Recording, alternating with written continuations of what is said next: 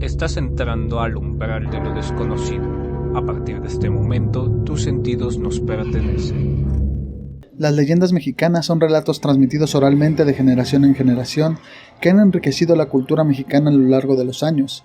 Estas historias arraigadas en creencias ancestrales, mitología y realidades históricas que nos ofrecen una ventana a la rica herencia cultural de México. Es importante destacar que estas leyendas, aun cargadas de fantasías, a menudo están basadas en elementos reales. La riqueza cultural y la diversidad de México se ven reflejadas en estas historias que siguen siendo apreciadas y traspasadas de generación en generación. Una de las leyendas más conocidas y apreciadas en México es la de La Llorona. Esta trágica historia tiene raíces en el tiempo de la conquista y la colonización. Se dice que una mujer indígena se enamoró de un español y tuvieron hijos juntos, pero el hombre eventualmente los abandonó. En su dolor, la mujer se convirtió en un espectro lloroso y atormentador. Esta leyenda, cargada de emociones y enseñanzas morales, es un recordatorio de la importancia de las conexiones familiares y las responsabilidades en nuestros seres queridos. Otro personaje notorio del folclore mexicano es el Charro Negro, una figura misteriosa que aparece en los caminos rurales durante la noche. Esta leyenda está asociada con los peligros y desafíos de los viajes nocturnos, reflejando una realidad común en el área rural de México. A través de esta historia se transmite la idea de la prudencia y la importancia de estar alerta en situaciones desconocidas. Además de su valor cultural y emocional, las leyendas mexicanas también evidencian la rica historia del país. En resumen, la leyenda mexicana no solo son relatos fantásticos, sino que también están arraigadas en la historia y la cultura del país. A través de estas historias se transmiten enseñanzas, preservan tradiciones y se mantienen vivos los valores de la sociedad mexicana. Explorar estas leyendas nos permite adentrarnos en la profundidad de la identidad mexicana y apreciar la riqueza cultural que las rodea. Bienvenidos a nuestro podcast del umbral de lo desconocido. Y como ya lo hemos dicho antes en algunos otros episodios, hoy nos adentraremos en el fascinante mundo de las leyendas mexicanas. México, un país lleno de historias y de tradiciones, no se queda atrás cuando se trata de relatos populares llenos de misterio, emociones y enseñanzas. Los invitamos a que se queden a escuchar esta nueva sección sobre estas leyendas y relatos que nos han hecho tener temor al caminar por las calles o las contamos en aquellas veladas con nuestros familiares y amigos. Aquí les dejamos estos relatos y leyendas que preparamos para todos ustedes.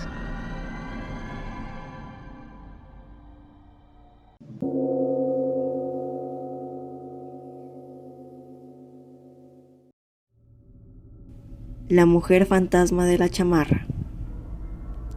La gente asegura que en las noches de luna llena y en donde las sombras de la noche ocultan todo alrededor, aparece una joven mujer parada a un costado de la loma que se encuentra en la entrada del ejido Los Cavazos, rumbo a la estación de Los Argüelles. Unos dicen que se llama Diana, y son varias las historias que refieren su trágica muerte. Unos dicen que enloqueció al ser abandonada por el amor de su vida, otros que murió en un trágico accidente. Lo que en todos coinciden es que desde hace años vaga especialmente por los caminos del rumbo en Reynosa. Un día, un chofer de un tráiler de una empresa comercial salió de Reynosa con destino rumbo a Laredo. Era una de esas noches especialmente frías, con cielos despejados y una luna radiante en lo alto. Pasando por la entrada del centro recreativo La Playita, a lo lejos, al avanzar en la pesada unidad, observó a una mujer apeada a un costado de la carretera, haciendo señas de pedir un aventón. De inmediato, el chofer, a quien llamaremos Mauro, detuvo el movimiento de su camión para permitir que la mujer subiera y llevarla a cualquiera que fuera su destino. Claro, que no lo desviara del suyo a Nuevo Laredo. La compañía de una chica, una plática y no viajar solo eran prometedores para Mauro. Subió rápidamente a la mujer y tras un saludo apenas perceptible le pidió llevarla. «Tengo frío», dijo casi de inmediato.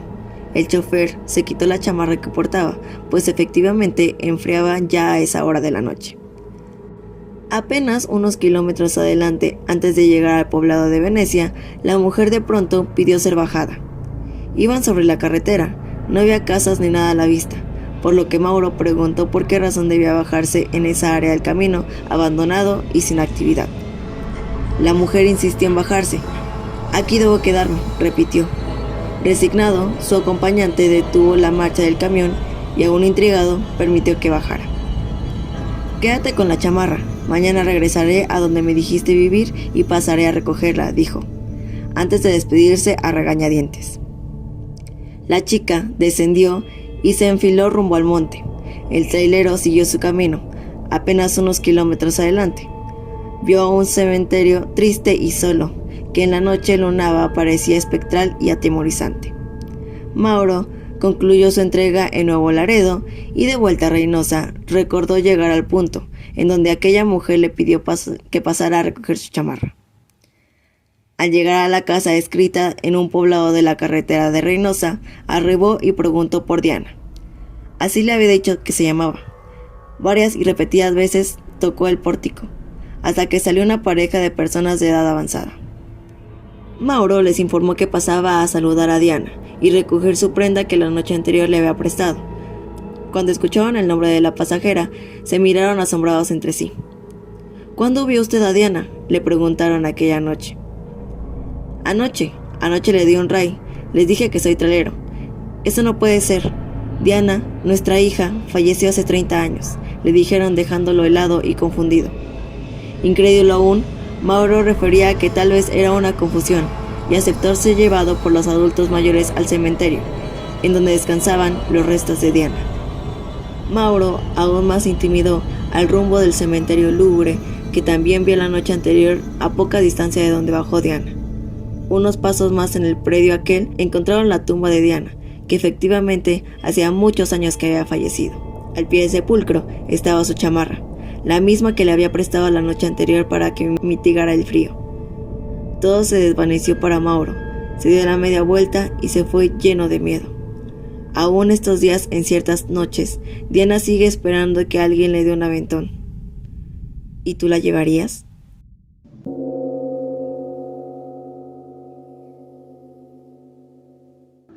En todas las ciudades se crean leyendas urbanas que se transmiten de generación a generación, y en Ciudad Victoria una de las más famosas es la de la maestra fantasma, que se le apareció a un taxista intentando llegar a su casa.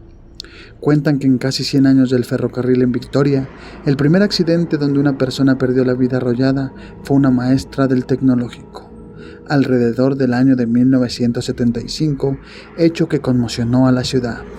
La maestra del TEC regresaba a su casa en su vehículo después de haber dado clases. Al llegar al cruce de las vías, en unos segundos de distracción ocasionaron que no pudiera ganarle el paso al tren, que la embistió y arrastró varios metros, teniendo una muerte instantánea. Unos años después a los lamentables hechos, el taxista El Resacas, que circulaba una noche por la zona donde murió la maestra, a lo lejos vio a una mujer de alrededor de 50 años que le hacía señas. Al llegar donde estaba la mujer, le pidió que la llevara al tecnológico por unos documentos que había olvidado y después le pidió que la regresara a su casa. El taxista la bajó en la puerta de su casa, pero a la mañana siguiente se dio cuenta que en el asiento trasero se había quedado la bolsa de mano de la misteriosa mujer, por lo que decidió ir a entregarla a casa donde la había llevado. El Resacas tocó la puerta de la casa, salió la madre de la maestra. El taxista le entregó la bolsa, pero no podía creer lo que la madre le contó. «Señor, mi hija tiene varios años que murió. No puede ser lo que usted me dice, que se le olvidó la bolsa en su taxi». La mamá le mostró el retrato de su hija y el taxista vio que se trataba de la misma mujer a la que le llevó hasta esa casa. Los vecinos de las vías donde hace 40 años murió la maestra del tecnológico aseguran haberla visto deambulando en las madrugadas por las vías del ferrocarril.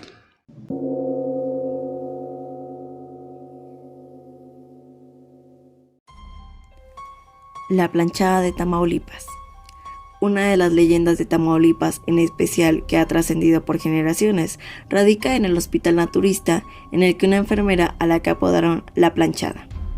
Todo comenzó en el año de 1984, cuando el Hospital Naturista de Ciudad Madero abrió sus puertas con el nombre de Centro Rehabilitación Juan Álvarez Díaz. Según datos, fue una inversión del sindicato de Pemex y daba atención médica al público en general.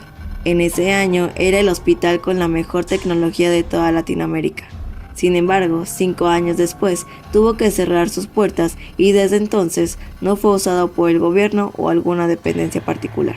Se decía que dicha mujer era muy limpia y bonita, y su uniforme de enfermera siempre estaba bien planchado. Ella se enamoró de un doctor que jugó con sus sentimientos y después la dejó. Aunque no se sabe con exactitud quién era la enfermera y el doctor, la leyenda cuenta que desde ese suceso ella comenzó a tratar mal a sus pacientes porque tenía el corazón roto. Tanta fue su negligencia hacia ellos que un día decidió no darle medicamento a un niño que lo necesitaba y murió. El padre del menor, al conocer el maltrato, se volvió loco y mató a la enfermera cortándole el cuello con un bisturí.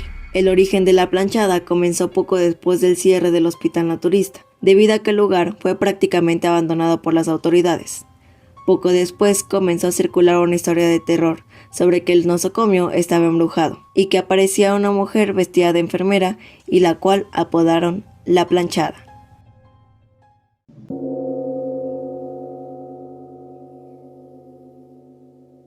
El diablo en la discoteca Rodeo. Esta leyenda que relataré a continuación tiene origen hace algunos años, por ahí de 1998 o 1999.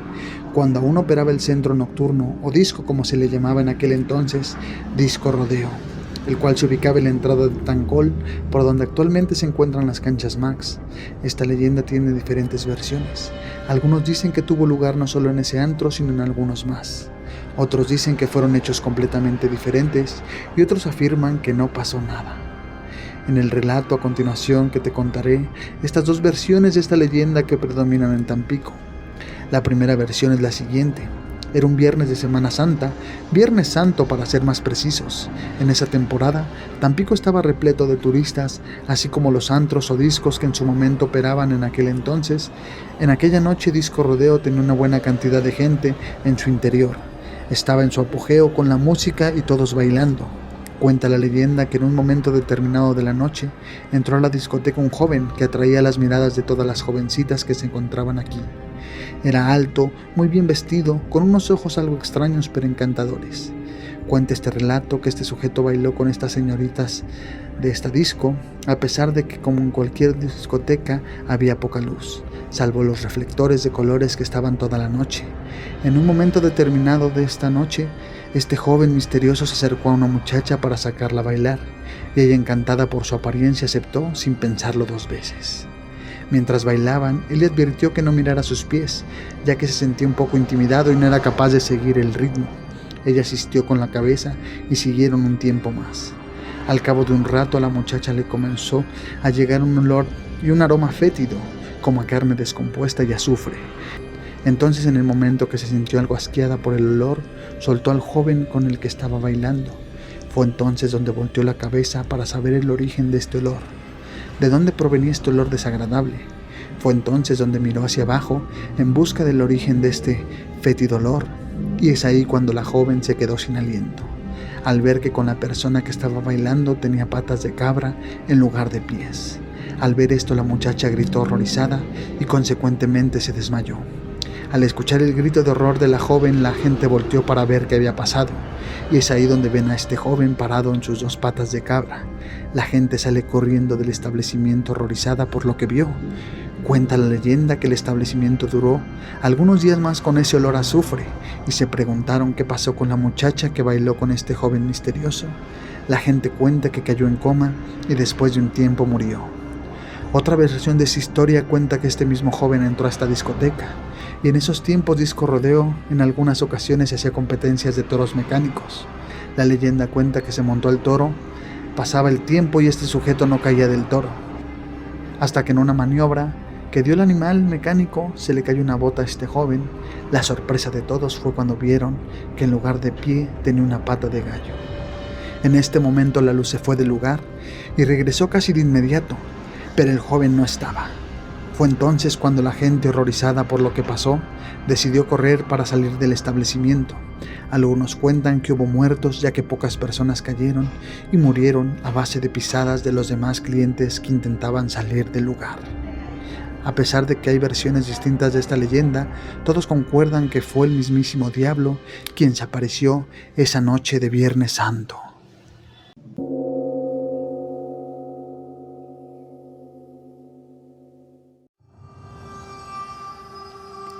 Presencias extrañas del Iste. En la década de los 40 del siglo pasado, en los terrenos que hoy ocupa el Hospital del Iste en Reynosa, se encontraba el Panteón de la ciudad. Eran los límites de la ciudad, después se efectuó la reubicación hacia lo que hoy es el Panteón Guadalupano, en el Boulevard Hidalgo. Entonces se comenzó a planificar con el tiempo una unidad médica, misma que fue inaugurada a principios de los años 60. Pronto comenzaban a contarse historias de presencias y fenómenos extraños en el complejo médico. Una de las más perturbadoras, y que hasta hoy se sigue contando, es la de un hombre de edad avanzada, don Miguel. Un día, enterado que su hijo enfermó y fue internado, montó guardia alrededor del hospital del Iste en espera de buenas noticias. Lamentablemente los días pasaban y no había mejoría de su hijo, por lo que las tardes se le miraba triste y en espera en el área del jardín, en ese entonces lleno de árboles y en donde ahora se encuentra un estacionamiento. Bajo un frondoso árbol pasaba las horas don Miguel, hasta que un día le dieron la fatal noticia de que su hijo había fallecido. Tanta fue su pena que aun cuando su ser amado había partido, él seguía yendo las tardes a aquel jardín del Iste en donde lloraba su dolor. Un día ya no se le vio por el complejo hospitalario. Después se enteraron que don Miguel había fallecido. Al cabo de un tiempo comenzaron a contarse por voz de testigos que escuchaban su llanto o veían a un hombre muy viejo deambulando por el área verde y de repente desaparecer. Muchos aseguran que era don Miguel. Su llanto y lamentos, así como su espectral presencia, se asegura sigue rondando aún hasta estos días, en donde no termina de superar su plano terrenal agobiado por la pena de su pérdida.